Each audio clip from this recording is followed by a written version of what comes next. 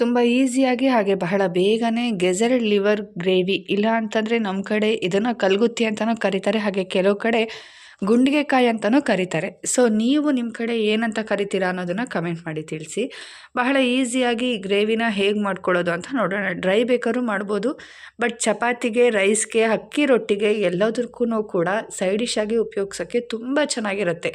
ಅದಕ್ಕೋಸ್ಕರನೇ ನನ್ನ ಸಿಸ್ಟರ್ ಇಲ್ಲಿ ಗ್ರೇವಿಯಾಗಿ ಮಾಡಿದ್ದಾಳೆ. ಸಖತ್ ಚೆನ್ನಾಗಿ ಬಂತು ಈ ಗ್ರೇವಿ. ಸೊ ಗ್ರೇವಿ ಹೇಗೆ ಮಾಡೋದು ಅಂತ ನೋಡೋಣ. ಅದ್ರ ಜೊತೆಗೆ ನಮ್ಮ ಅಮ್ಮನಿಗೆ ಕಾಲು ಫ್ರ್ಯಾಕ್ಚರ್ ಕೂಡ ಆಗಿದೆ. ಸೊ ಅದ್ರ ಬಗ್ಗೆನೂ ಕೂಡ ವೀಡಿಯೋನಲ್ಲಿ ತಿಳಿಸ್ತಾ ಹೋಗ್ತೀನಿ. ಇನ್ಯಾಕೆ ತಡ, ಬನ್ನಿ ನಮ್ಮ ಅಡುಗೆ ಮನೆಗೆ ಹೋಗಿಬಿಡೋಣ.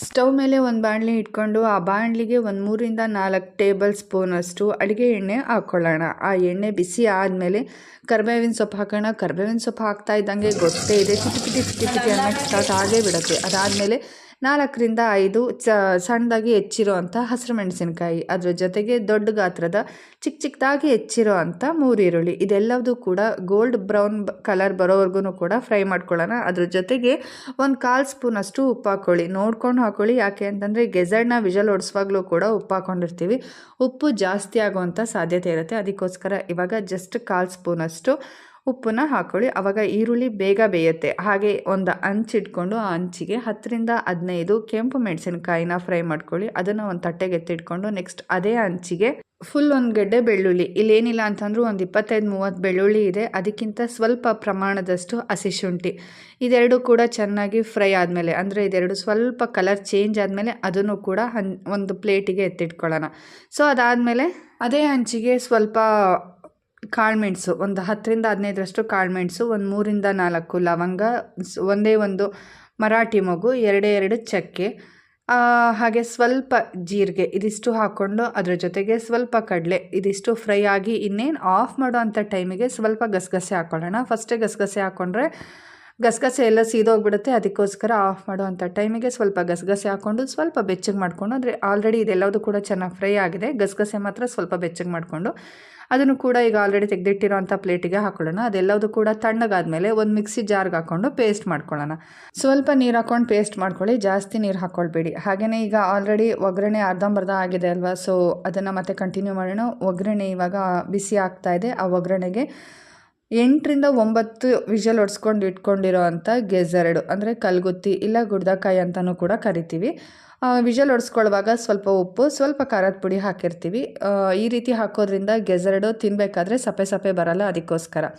ಹಾಗೆಯೇ ಸೈಡಿಗೆ ನಾವಿಲ್ಲಿ 1.5 kgಯಷ್ಟು ಗೆಜರ್ಡು, ಹಾಗೆ 1/4 kgಯಷ್ಟು ಲಿವರ್ ತೊಗೊಂಡಿದ್ದೀವಿ. ಲಿವರ್ನೂ ಕೂಡ ಬಾಣಲಿಗೆ ಗೆಜರ್ಡ್ ಹಾಕೋಕ್ಕಿಂತ ಮುಂಚೆನೇ ಸ್ವಲ್ಪ ಹೊತ್ತು ಸುಂಡಿಸ್ಕೊಂಡ್ಬಿಟ್ರೆ ಆವಾಗ ಹೊಲ್ಸು ವಾಸನೆ ಬರೋದಿಲ್ಲ ಲಿವರ್ ಕೂಡ. ಸೊ ಲಿವರ್ನ ಫಸ್ಟ್ ಹಾಕ್ಕೊಂಡು ಸ್ವಲ್ಪ ಫ್ರೈ ಮಾಡಿಕೊಂಡು ಅದಾದಮೇಲೆ ಅದೇ ಬಾಣಲಿಗೆ ಈಗ ವಿಷಲ್ ಹೊಡ್ಸ್ಕೊಂಡಿರೋ ಅಂಥ ಗೆಜರ್ಡ್ನ ಹಾಕ್ಕೊಂಡು ಅದನ್ನು ಕೂಡ ಒಂದು 2 to 3 ಮಿನಿಟ್ಸ್ ಫ್ರೈ ಮಾಡಿಕೊಂಡು ಅದಾದಮೇಲೆ ಈಗ ನಾವೇನು ಬೆಳ್ಳುಳ್ಳಿ, ಹಸಿ ಶುಂಠಿ ಎಲ್ಲ ಸ್ವಲ್ಪ ಹೊತ್ತು ಫ್ರೈ ಮಾಡಿ ಪೇಸ್ಟ್ ಮಾಡ್ಕೊಂಡಿದ್ವೋ ಅದನ್ನು ಕೂಡ ಈ ಬಾಣಲಿಗೆ ಹಾಕ್ಕೊಂಡು ಸೊ ಎಲ್ಲ ಚೆನ್ನಾಗಿ ಮಿಕ್ಸ್ ಮಾಡಿ. ಇವಾಗೇನು ಉಪ್ಪು ಹಾಕೋಂಥ ಅವಶ್ಯಕತೆ ಇಲ್ಲ, ಆಲ್ರೆಡಿ ವಿಷಲ್ ಹೊಡ್ಸ್ಕೊಳ್ಬೇಕಾದ್ರೂ ಉಪ್ಪು ಹಾಕಿದ್ದೀವಿ.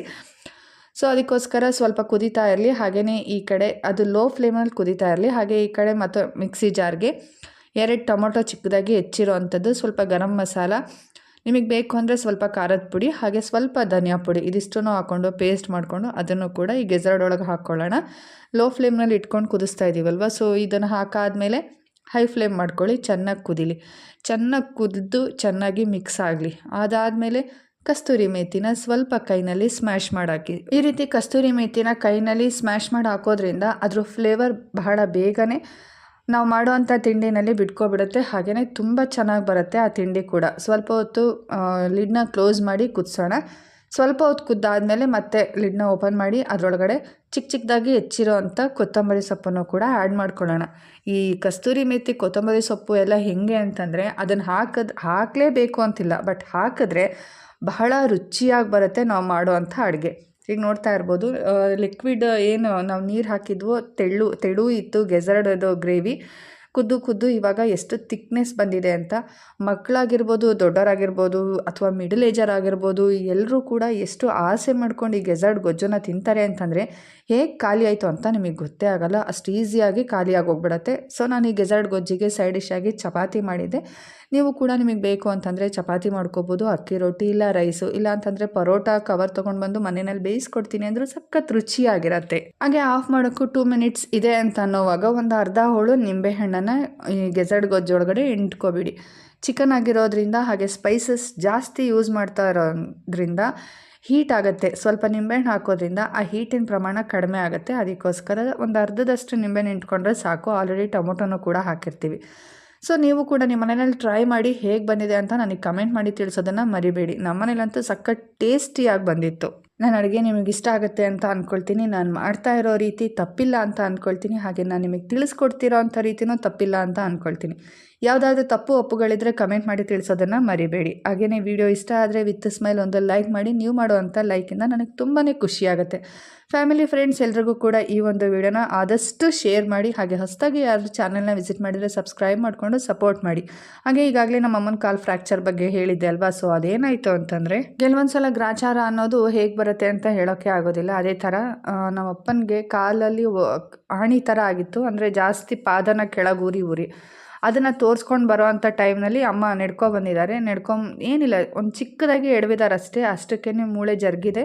ಇನ್ ಕೇಸ್ ಏನಾದರೂ ಟ್ರೀಟ್ಮೆಂಟ್ ಕೊಡಿಸ್ಕೊಳ್ದೆ ಇದ್ದಿದ್ರೆ, ಕಾಲು ಎಡವಿದ್ರಿಂದ ಸ್ವಲ್ಪ ಅದು ಕ್ರ್ಯಾಕ್ ಆಗಿತ್ತಲ್ವ ಬೋನ್, ಅದೇನಾಗ್ತಿತ್ತು ಅಂದರೆ ಇನ್ನೂ ಮೇಲಿನ ತನಕ ಆ ಥರ ಕ್ರ್ಯಾಕ್ ಆಗ್ತಾನೆ ಇರ್ತಿತ್ತಂತ್ರಿ. ಈಗ ಹೆಂಗೆ ಗೋಡೆ ಸ್ವಲ್ಪ ಕ್ರ್ಯಾಕ್ ಆದರೆ ಮತ್ತೆ ಮೇಲಿನ ತನಕ ಕ್ರ್ಯಾಕ್ ಆಗುತ್ತೋ ಅದೇ ಥರ ಆಗ್ತಿತ್ತಂತೆ.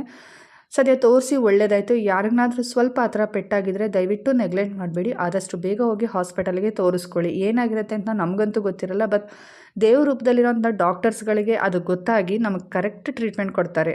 ಸೊ ಕಾಲಿಗೆ ಬ್ಯಾಂಡೇಜ್ ಎಲ್ಲ ಹಾಕಿಸ್ಕೊಂಬಂದಿದ್ದಾರೆ. ಏನಿಲ್ಲ ಅಂತಂದರೂ ಒಂದು ವಾರ ರೆಸ್ಟ್ ತೊಗೊಳಕ್ಕೆ ಹೇಳಿದ್ದಾರೆ. ಅಮ್ಮ ರೆಸ್ಟಲ್ಲಿ ಇರ್ತಾರೆ ಇನ್ನೊಂದು ವಾರ. ವಿಡಿಯೋ ಬಗ್ಗೆ ನಿಮ್ಮ ಅನಿಸಿಕೆ ಅಭಿಪ್ರಾಯಗಳನ್ನು ಕಮೆಂಟ್ ಮಾಡಿ ತಿಳಿಸೋದನ್ನು ಮರಿಬೇಡಿ. ನೆಕ್ಸ್ಟ್ ವಿಡಿಯೋದಲ್ಲಿ ಮೀಟ್ ಮಾಡ್ತೀನಿ. Thank you for watching. Bye.